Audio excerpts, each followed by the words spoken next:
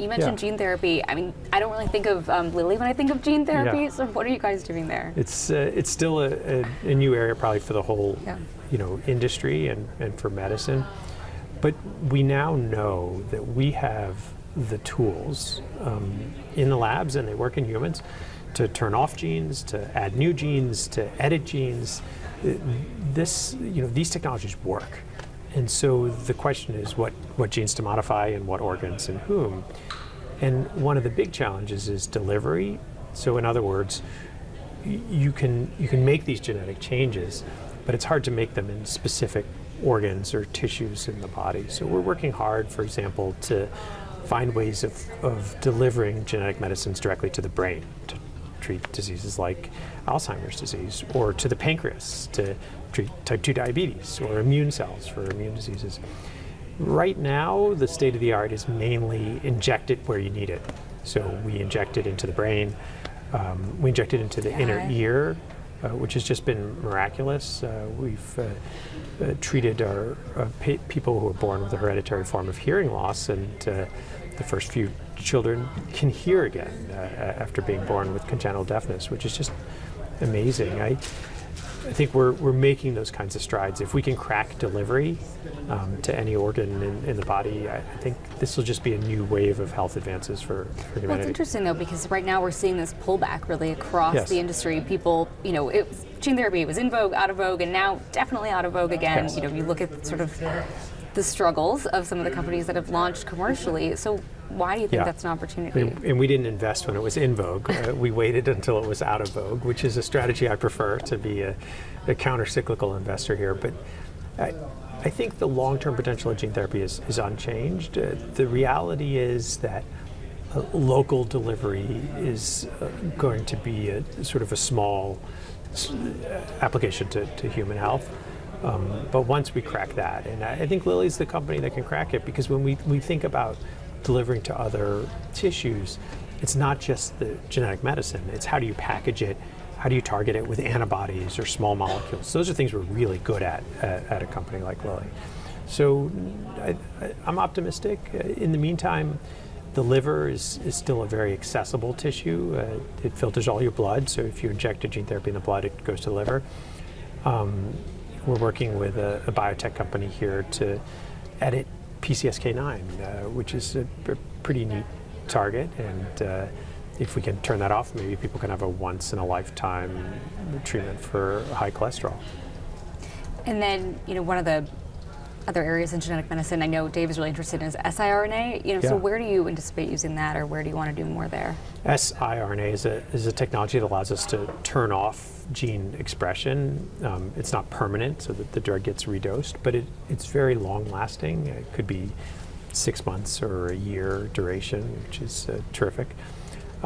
We're testing it our most advanced program is in cardiovascular disease for a type of lipid called Lp(a). That's a liver target, so it's easily accessible. But then we're also working on brain targeting of siRNAs. Can we turn off the genes that cause Alzheimer's or Parkinson's disease? And I think we can. It's working in animals, and I hope that we'll have human data in coming years that show we can turn off these genes and maybe prevent diseases. That's pretty important in neuroscience. Neurodegenerative diseases, because they're progressive and brain cells die, diagnosing them late and treating them late will have limited benefits for patients. So we're trying to prevent them by turning off these genes. And in Alzheimer's, right, you had your drug approved last year, and people are excited about having two options, but I don't think anyone really thinks either of these drugs is the end-all, be-all. So where else do you want to go from here in Alzheimer's, and what should we expect? Yeah, I think probably the most important experiment we're doing right now today is a clinical trial where we're trying that drug, donanemab, which is now approved as Kisunla. We're trying it in people who don't yet have symptoms of disease, but we know from a blood test they're at risk. The pathology is accumulating in their brain, and they're likely to go on to get Alzheimer's. But today they're cognitively normal, they're living a good life, and the question is, can we prevent them from going on to get Alzheimer's? That trial's running. Every day that goes by, some people in this trial get a diagnosis of Alzheimer's disease. When enough people get that diagnosis, we're going to unblind the trial and see if there's a difference between placebo and treatment. if we can prevent it even in half of the patients, that will be a revolution in how we think about diagnosing and treating Alzheimer's, and probably mark a major inflection point in how these kinds of medicines are used. How do you find the patients? So these are people who are older, 65 or older generally, and are concerned. Usually they have a family history, or sometimes just a spouse, or they've read about Alzheimer's and they're worried. And then we give them a blood test, which is simple to do. So even before that, they go to the doctor and say, "Hi, doc, I'm concerned." Sometimes we set up at a church or at a Walmart parking lot and put up a sign and say, "Do you want to get screened for this risk factor?" And if they're positive, then we ask if they want to participate in the clinical trial. So sometimes they're coming to their doctor, and sometimes we're finding them. And I think in the future, though, we envision screening for Alzheimer's risk the same as we screen for breast cancer, we screen for colon cancer, we screen for prostate cancer, we screen for high cholesterol, we screen for high blood pressure. Someday they'll be part of routine care. You'll get an Alzheimer's test, and if the pathology is accumulating, we'll give you a drug. In our case, it's a limited duration treatment. Take this drug for 9 months, and hopefully that eliminates the risk or lowers the risk for the rest of your life. Mm-hmm. But outside of amyloid, tau, do you have any other targets? Are we moving beyond sort of the plaques? Yeah, we are. I think amyloid plaques and tau tangles are still the two best targets for Alzheimer's disease.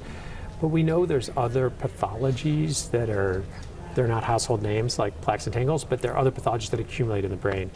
To a neuropathologist like me, they look important, and we want to target all of them. It turns out that many patients, when they die with dementia, they actually have mixed pathology. They had plaques and tangles, but maybe they also had synuclein, or maybe they had TDP, which is another kind of protein that can accumulate in the brain. So ultimately, we want to have tests to know exactly what patients have in their brain, and then maybe give them drugs that can knock down whatever's going on in their brain that's abnormal. Okay.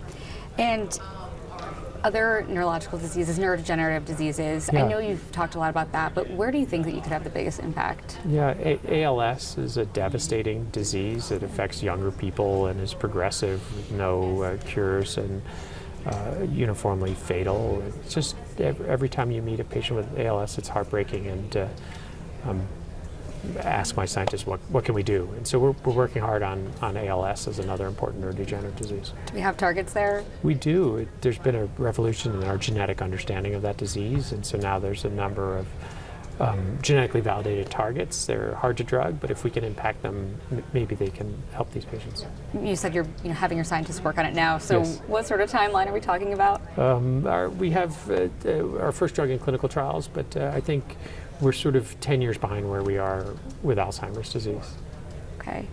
And you talk about these big swings that you want to take. Yes. Obviously at Lilly, you're fortunate to have the financial flexibility to do that. So what are the big swings that you want to take, and how could that strategy change given all the success you've seen in obesity? Yeah, I think the obesity opportunity has both been eye-opening in terms of the impact to human health that a company can have, and then also it's given us the resources to look for other ones. So, what other diseases have that same kind of toll as obesity does, that affects so many people? And at the same time, we think we could help them with medicines.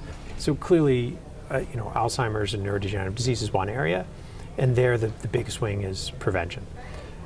But there's others. Cardiovascular disease is still a leading cause of death, and we want to make long-lasting therapies there that can fit into patients' lives better, one and done, or once a year, et cetera. Hearing loss is, we think about the rare causes of congenital hearing loss as a first frontier, but actually half or more of people as they get older will suffer age-related hearing loss. What if we can reverse that? That could change the lives of so many people. These kinds of big ideas are hiding in plain sight. We all know someone who suffers from heart disease or from hearing loss or from dementia, but often companies don't engage because they see it as too hard. Addiction is another area that's in plain sight. Chronic pain, very few pharmaceutical companies want to work there. I think as right now, Lilly's the biggest healthcare company in the world, probably the biggest healthcare company in the world ever. We have an obligation. Investors have given us that vote of confidence. We see that as an obligation to invest in some of these big problems that are hiding in plain sight to try and make a difference for the health of humanity. Mm-hmm. And in the near term, though, what are the next milestones, the next catalysts that we should expect from Lilly? Yeah, well, the short term is always of interest to investors. So probably the orforglipron readout to show that we can have an oral and unlock this global obesity opportunity is a key one. I'm pretty confident about the efficacy of this drug from phase 2 trials that'll be similar to the injectable GLP-1s. The risk to discharge in large phase 3 studies is always safety and make sure that we can discharge that. So look forward to seeing that for orforglipron. I think the other near-term catalysts for us could be the continued advances in Alzheimer's. It's maybe not this year, but over the coming years to see the prevention trial and see how that works out. That's a big deal.